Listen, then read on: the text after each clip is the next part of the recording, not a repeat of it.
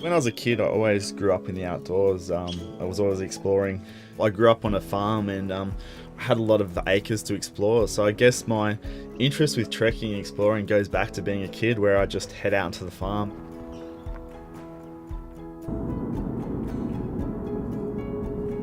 The desire to trek just comes from wanting to do something different. Get out into the outdoors and you get away from it all and do things that, it's off the beaten track and not everyone gets a chance to see or do.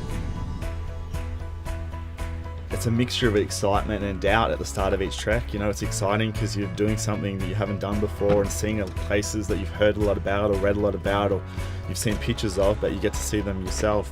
You always start a hike with doubts in your mind.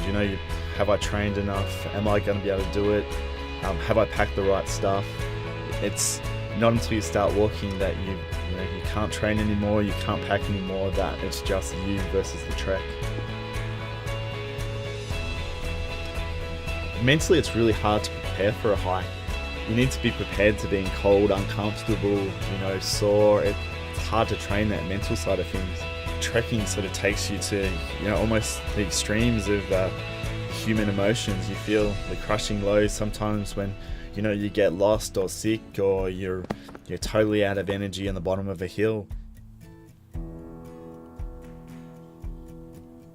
Yeah, trekking I find is a great way. Just you're stuck with your own thoughts and feelings. It's you learn a lot about yourself, and it's a great opportunity just to think things through and clear your head and get away from the day-to-day hustle and bustle of life.